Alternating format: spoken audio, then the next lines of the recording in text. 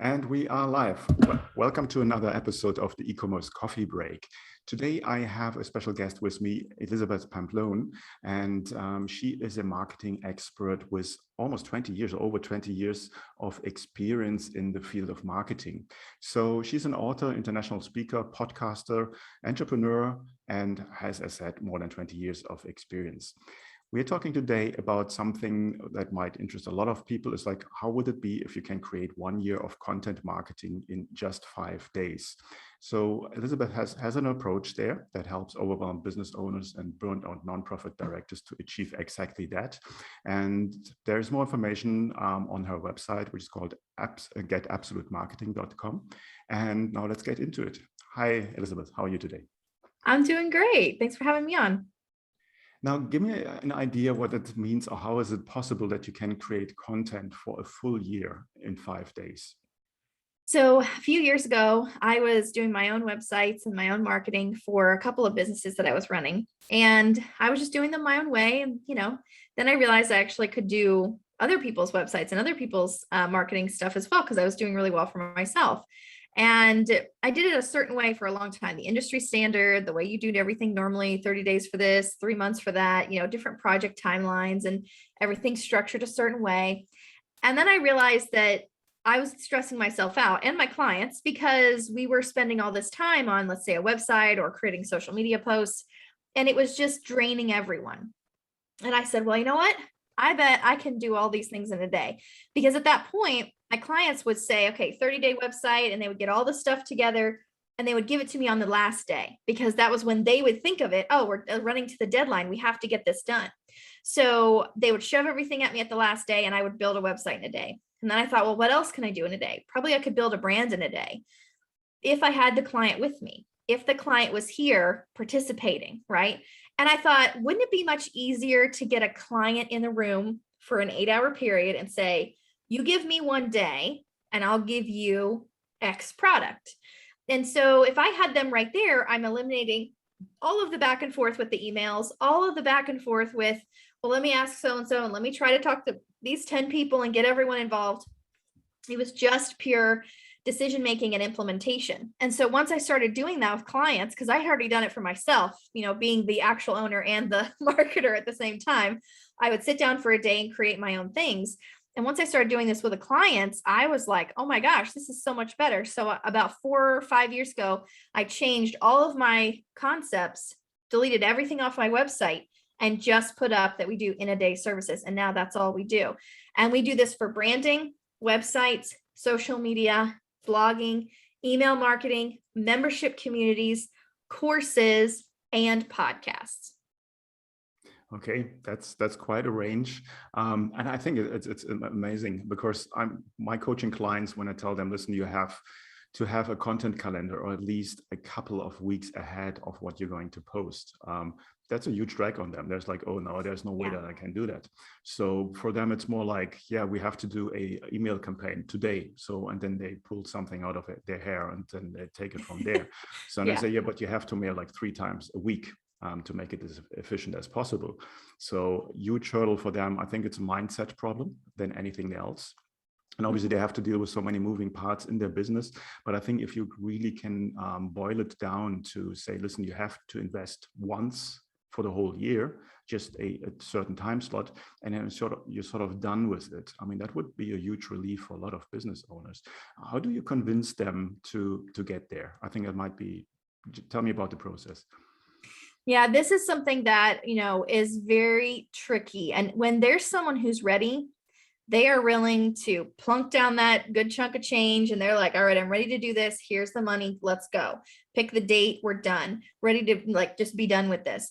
Then there are other people who do need that convincing. And I think the real benefit here is the time element, because we can always make more money, right? We can always go get another client. We can always raise our prices. We can always do more jobs. Like, we can always do more because we have extra time in our lives. We can just, okay, we'll do that tomorrow. We'll do that tomorrow. Okay. Like you said, I'll do the email today and I'll do that next thing tomorrow. But what this does is we cannot make more time, right? We can't actually give ourselves like more time in 1 day. And so what this does is it says, okay, there's probably 5 things on your list every day that have to do with your business. One of those being social media, one of those being maybe if you have a podcast, one of those being your emails, and then your blogs. Website, branding, that should already be done, but you probably have maybe a little task or two to kind of mess with on that end as well. So if you look at your business and there's something every day you're having to create and use your creative brain power for, that's really draining for some people, even creatives. It's like, a lot of brain power goes into just creating one piece of content. But if we can say, all right, let's exhaust your brain and give it kind of room to run on one day. And when our brains actually get into a groove and we're actually just able to say, I only have to create social media posts today, that's the only thing I have to think about, your brain can go into hyper mode, and it will actually really go much faster because you're focusing on one piece at a time. It's kind of like the idea of the assembly line with Henry Ford, where he was like, if the person does one task and they do it over and over and over and over, it's much better for them and for quality if they're doing that one task and they get really, really good at it than for them to go, let me do this task and switch to that one and switch to this one. And then they're kind of trying to build the whole car themselves, but they're switching tasks so much that their brain is almost getting kind of jumbled and they might make mistakes and things like that. And so this is kind of that idea that if we can say, today we work on social media, we don't care about email today, we don't care about business jobs today, we don't care about clients today, we just care about social media, we can actually create 365 posts written, designed, and scheduled in 8 hours. Okay, that sounds absolutely amazing to get them there. So to whom are you talking? Are you talking to, I don't know, to the business owner, or is it a marketing team, or who's your perfect person that you talk to, or that you get on the table at the table to talk to them about these topics? I missed part of your question. I'm sorry about that. No worries. So who's the perfect your perfect counterpart from your clients?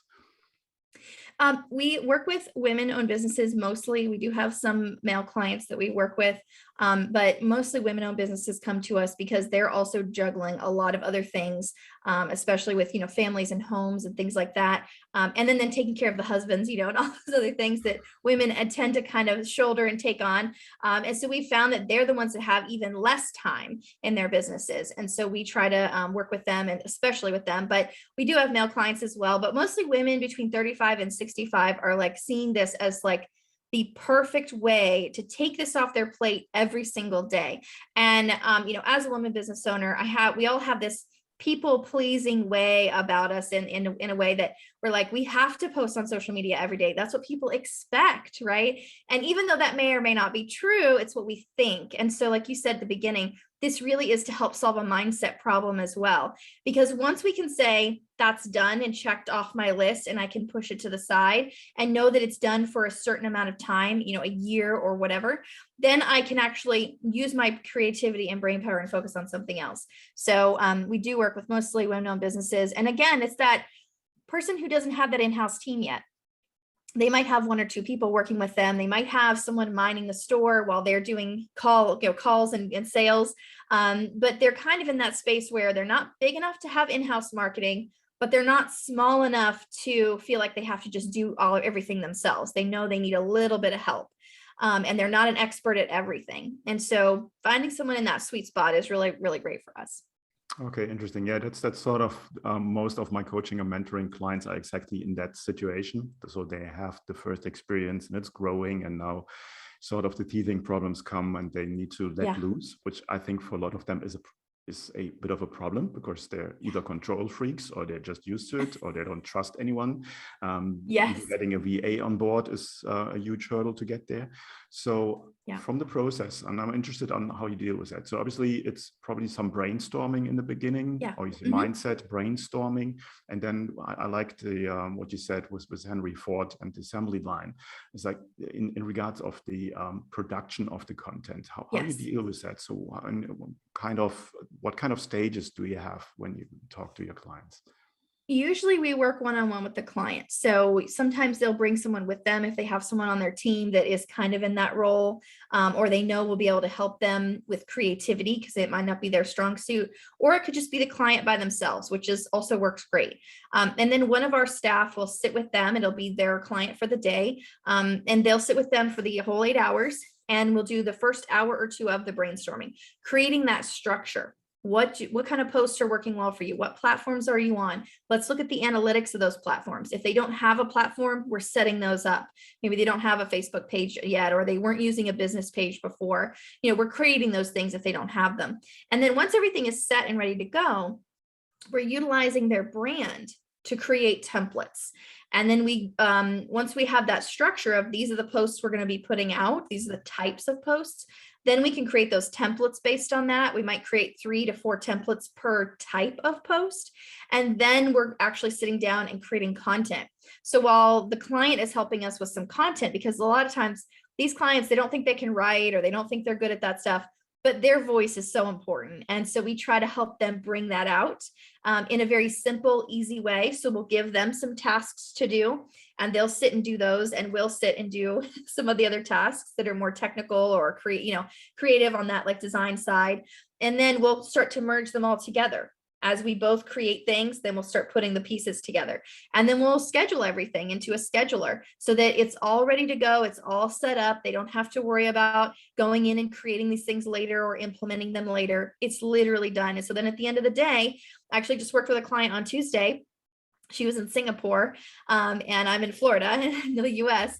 And so we worked together, and I was up at 5 a.m. and she was there at 5 p.m. and we got it all done in just a few hours. And we did a little bit of an accelerated thing for her. And by the end of the time, everything was scheduled in, and she had over 1,000 posts in her system. Amazing, amazing.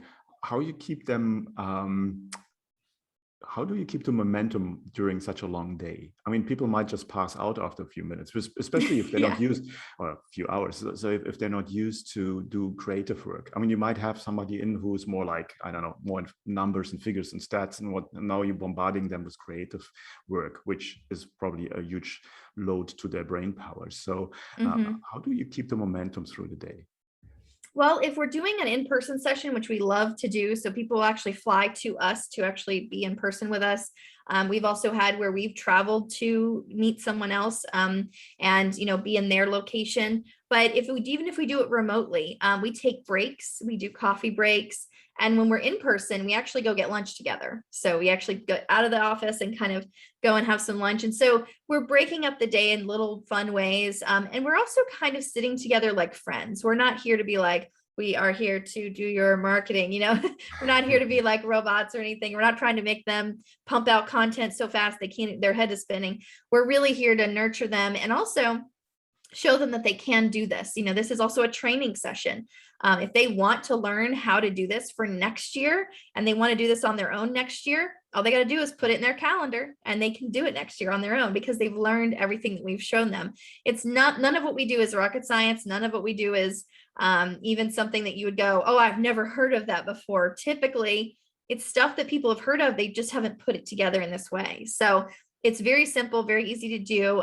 But when someone's struggling or they see that they're kind of hitting a wall with things, we'll try and work out something different. I had one client, she had created all the content. She had written everything for us, but she wasn't really adept at doing some of the creative pieces to help us finish out those things.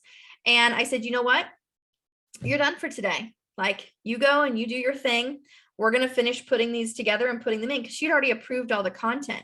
So there wasn't any surprises there. We were just, finishing the actual implementation, and I let her play hooky for a couple of hours. And then at the end of the day, I sent her an email and said, hey, we're done.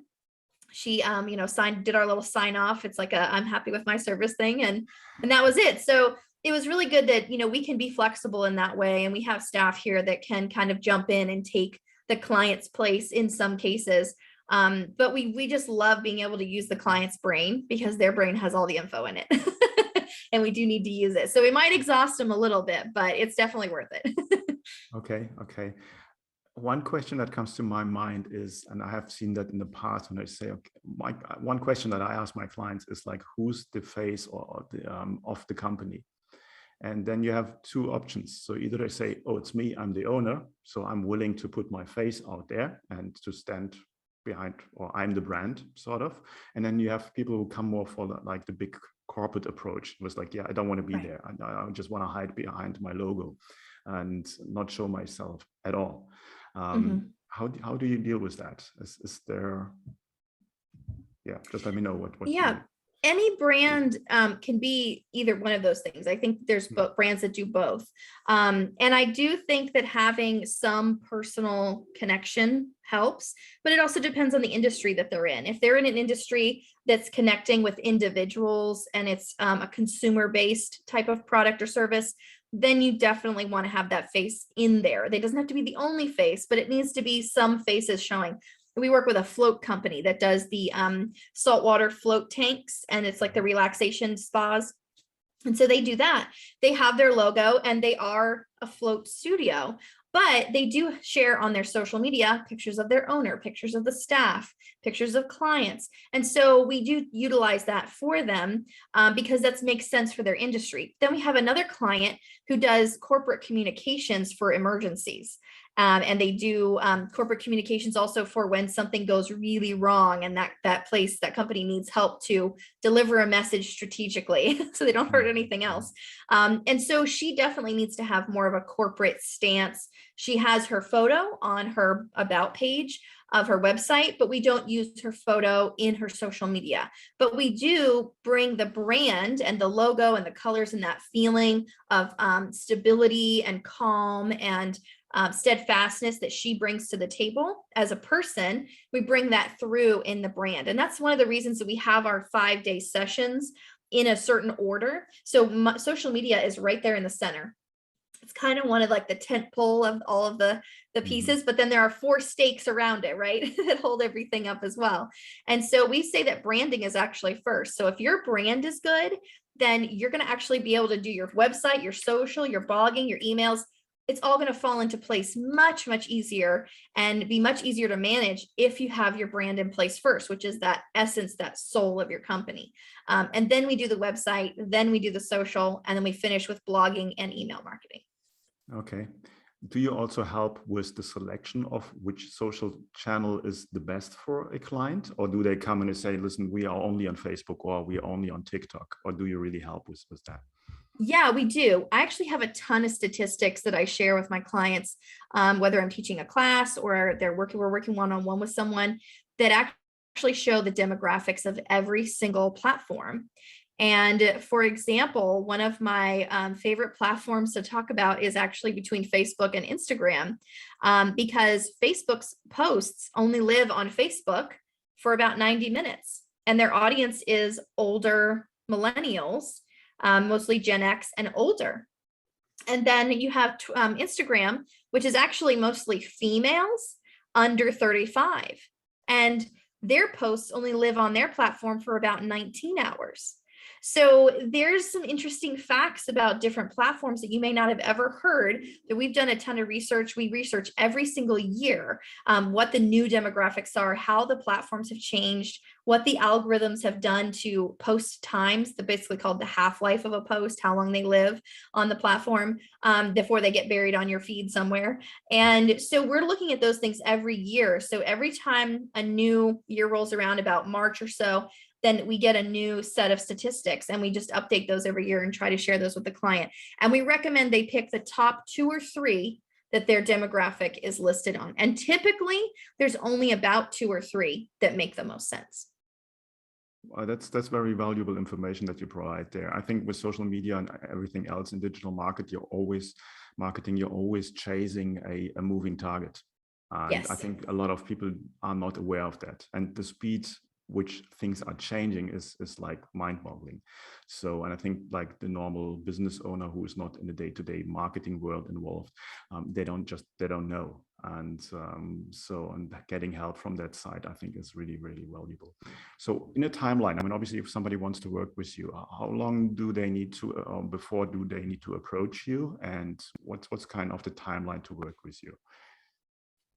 Yeah, so we usually book between 2 and 3 weeks out, sometimes longer, depending on if we've got a lot of clients like all at the same time. But 2 to 3 weeks is typical for the lead time. And then if they can work anywhere from 1 to 5 or 6 or 7 days with us. We've had clients that have done our 5-day package, which is, the brand through email marketing pillars.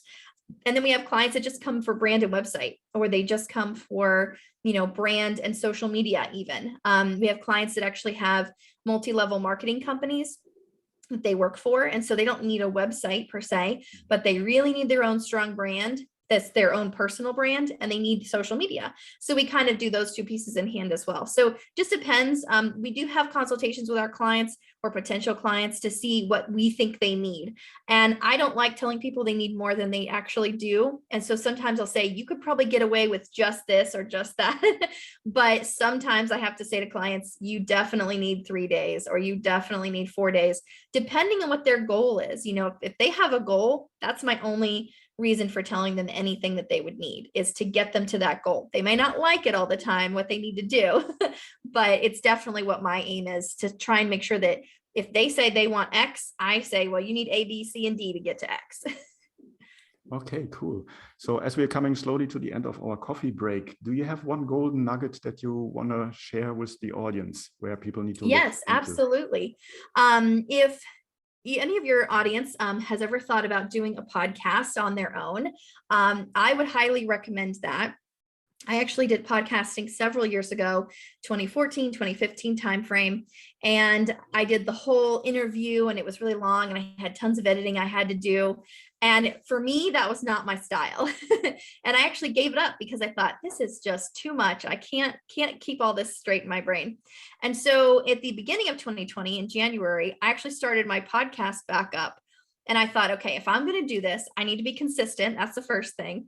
And if I'm really going to do it, I need to make it something that can fit into my lifestyle. So what does that mean for me?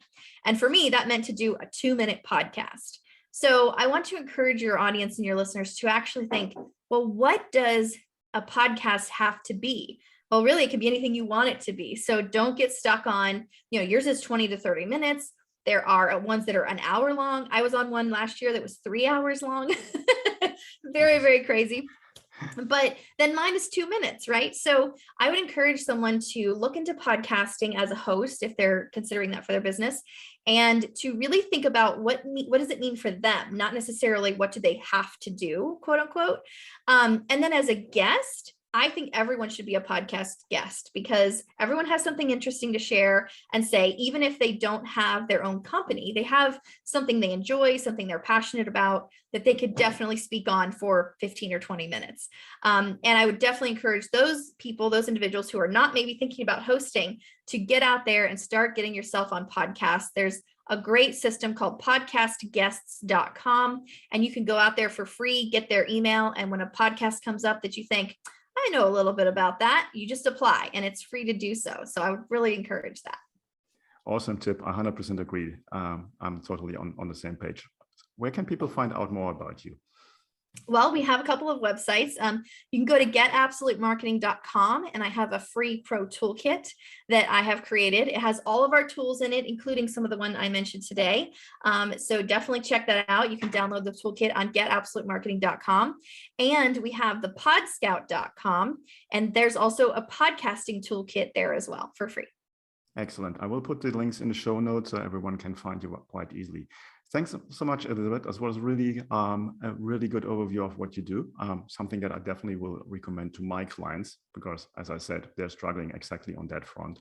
So thanks so much, and have a great day. Thank you so much. Bye-bye. Hey, Klaus here. Before you leave, I have a question for you. Are you a Shopify store owner and you're feeling stuck, overwhelmed, and not sure what to do next to grow your business? Do you struggle to convert traffic into sales and turn website visitors into buyers? Do you want to have direct access to a mentor who can assist you with your store, your strategy, offer, marketing, sales, and anything else you might need in your business? Then I would invite you to apply for my Get Conversions program, where I show you how to remove the guesswork out of growing your Shopify business and create clarity to optimize optimize your business for maximal growth and profit. This is an application-only program. To apply, go to klauslauter.com to learn more. And finally, please do not forget to subscribe, like, and comment. It's a huge help and allows me to reach more people with this channel. Thanks in advance, and until next time at the e-commerce coffee break.